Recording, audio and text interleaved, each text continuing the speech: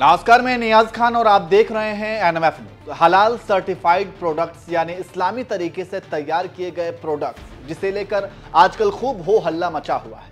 कारण है यूपी के योगी सरकार ने ऐसे प्रोडक्ट्स को बैन कर दिया है। वहीं योगी के इस फैसले से हलाल ट्रस्ट और वो कंपनियां नाराज हैं जो हलाल सर्टिफाइड प्रोडक्ट्स तैयार करती हैं।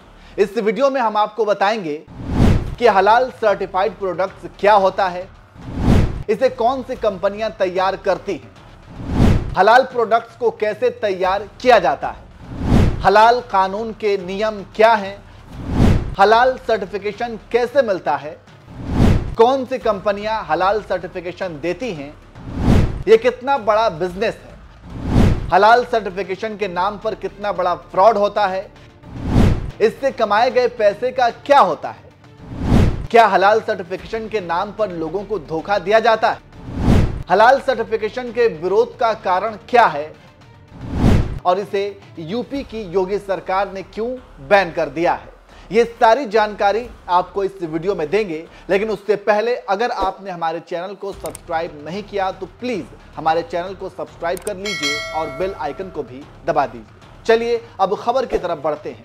सबसे पहले आपको बता दें कि ये पूरा मामला क्या है। दरअसल यूपी में हलाल सर्टिफाइड प्रोडक्ट्स बैन होने के बाद योगी सरकार से हलाल ट्रस्ट नाराज है। ट्रस्ट के सीईओ नियाज अहमद ने योगी सरकार के फैसले के खिलाफ कोर्ट जाने का निर्णय किया है और कहा है कि हलाल सर्टिफाइड प्रोडक्ट पर बैन लगाना गलत है, क्योंकि किसी भी उत्पाद बनाने और उसे इस्तेमाल करने वालों का ये व्यक्तिगत मामला है। उत्पाद बनाने वालों की ये मर्जी है कि वो ग्राहक के हिसाब से कैसे भी प्रोडक्ट्स बनाएं। नियाज अहमद फारूकी ने कहा कि हलाल ट्रस्ट के प्रमाणन प्रक्रिया भारत में निर्यात के उद्देश्यों और घरेलू वितरण दोनों के लिए निर्माताओं की आवश्यकताओं के अनुरूप है। हलाल प्रमाणित उत्पादों की वैश्विक मांग मजबूत है और भारतीय कंपनियों के लिए ऐसा प्रमाणन प्राप्त करना अनिवार्य है। यह तथ्य हमारे वाणिज्यिक मंत्रालय द्वारा भी निर्दिष्ट है। हलाल सर्टिफिकेशन से उपभोक्ता वो प्रोडक्ट यूज कर पाते हैं जो उन्हें करना है। वह तर्क देते हैं कि इससे देश को आर्थिक रूप से लाभ भी होता है। तो ये हलाल ट्रस्ट के सीईओ नियाज अहमद का तर्क है। वहीं अगर हम योगी सरकार के तर्क की बात करें तो योगी सरकार ने तो सबसे पहले यूपी में हलाल प्रोडक्ट्स के प्रोडक्शन, वितरण और भंडारण पर पूरी तरह से बैन करते हुए कहा था कि हलाल सर्टिफिकेट किसी उत्पाद की गुणवत्ता से संबंधित नहीं है। ऐसे निशान गुणवत्ता को लेकर भ्रम की स्थिति ही पैदा करते हैं। जिन उत्पादों पर इस तरह के प्रतिबंध लगाए गए हैं उनका उल्लेख राज्य सरकार द्वारा जारी पत्र में साफ तौर पर किया गया है।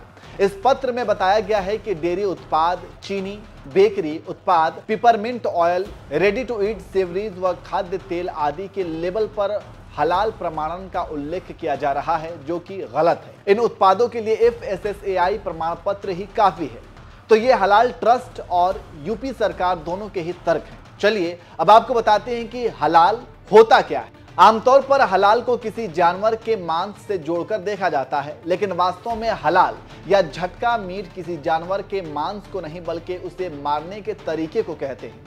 इस्लामिक तरीके से जानवर को काटने के तरीके को ही हलाल प्रक्रिया कहा जाता है और मुसलमानों के लिए ये जायज ठहराया गया है, यानी मुसलमान इसे खा सकते हैं। अब सवाल यह है कि इस प्रक्रिया के तहत जानवर को कैसे काटा जाता है, तो चलिए आपको ये भी बता देते हैं।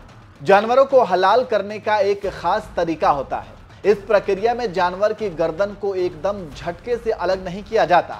छुरी से जानवर की गर्दन की नस और सांस लेने वाली नली को काट दिया जाता है। इस वक्त एक दुआ भी पढ़ी जाती है। गर्दन पर छुरी चलाने के बाद जानवर का पूरा खून निकलने का इंतजार किया जाता है। इस प्रक्रिया को इस्लाम में जिबह करना कहते हैं। हालांकि ये प्रक्रिया सिर्फ किसी जानवर के हलाल करने तक सीमित नहीं है, इसके अलावा भी कई नियम हैं। जैसे एक नियम होता है कि केवल एक मुस्लिम व्यक्ति ही जानवर को जिबह कर सकता है। जानवर हलाल करते हुए तेज चाकू की मदद से गर्दन की नस इस तरह काटी जाती है कि जानवर का सिर धड़ से अलग ना हो।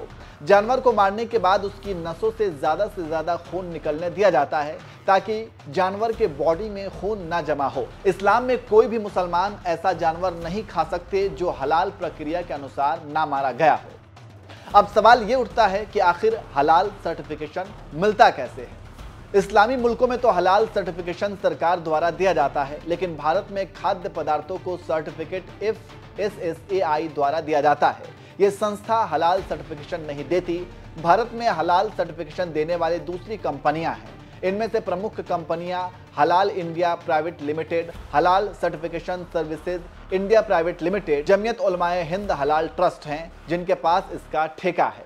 अब आखिर हलाल सर्टिफिकेशन का विरोध क्यों हो रहा है, ये एक बड़ा सवाल है। तो इसका जवाब ये है, दरअसल हलाल सर्टिफिकेशन के बाद प्रोडक्ट्स की कीमत दोगुनी बढ़ जाती है, क्योंकि पूरी प्रक्रिया में पैसे तो लगते हैं जो कंपनी बाद में ग्राहकों से ही वसूलती है। इतना ही नहीं, ये प्रक्रिया ऐसी है जहां गैर मुस्लिमों के लिए रोजगार के अवसर उपलब्ध नहीं रह पाते। इसके अलावा सबसे बड़ा कारण इस हलाल प्रक्रिया को विरोध करने का है कि दूसरे देश में हलाल सर्टिफाइड उत्पादों को मान्यता नहीं दी जा सकती।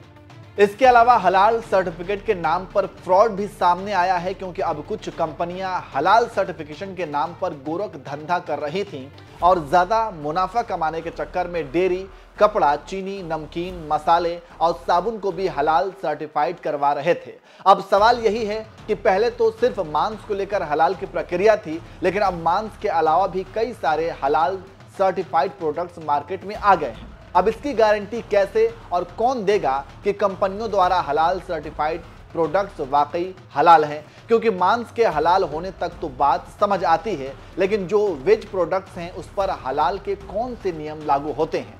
कहने का मतलब यह है कि पहले भी तो मुस्लिम हलाल प्रक्रिया वाले प्रोडक्ट्स ही खाते थे। ऐसा तो नहीं कि इन कंपनियों के आ जाने के बाद ही मुसलमानों ने हलाल खाना शुरू किया है। और अगर इतनी बारीकी से ही देखी जा रही है तो फिर कई प्रोडक्ट्स, दवाएं, चाहे वो होम्योपैथिक हो, एलोपैथिक हो, ऐसी हैं जिनमें कई ऐसी चीज़ों का इस्तेमाल होता है जिसे इस्लाम में हराम कहा गया है। कुल मिलाकर मांस तक तो बात समझ आती है, लेकिन मांस के अलावा भी कई प्रोडक्ट्स पर हलाल सर्टिफिकेशन का टैग लगना ये समझ से परे है और इसके पीछे सिर्फ और सिर्फ कारोबार को बढ़ावा देना ही मंशा हो सकती है। चलिए अब आपको बता देते हैं कि भारत और दुनिया में इसका कितना बड़ा कारोबार है। एक रिपोर्ट के अनुसार वैश्विक हलाल फूड मार्केट 2021 में 1978 अरब डॉलर की थी, जिसके 2027 तक 3907.7 अरब डॉलर तक पहुंचने का अनुमान है। इस समय वैश्विक हलाल फूड मार्केट करीब 2000 अरब डॉलर का है। वहीं अगर भारत की बात की जाए तो भारत में हलाल प्रोडक्ट की इकोनॉमी करीब 100 अरब डॉलर यानी 8.3 लाख करोड़ रुपए की है, जिसमें तेजी से ग्रोथ हो रही है। तो देखा आपने किस तरह से हलाल प्रोडक्ट्स का कारोबार दिन पर दिन बढ़ता जा रहा है। वहीं यूपी की योगी सरकार ने हलाल सर्टिफाइड वाले फूड प्रोडक्ट्स के प्रोडक्शन, भंडारण, डिस्ट्रीब्यूशन और बिक्री पर रोक लगा दी है, मगर यह आदेश निर्यात के लिए बनाए जाने वाले प्रोडक्ट्स पर लागू नहीं होगा, क्योंकि भारत में हलाल उत्पादों का कारोबार काफी बढ़ा है।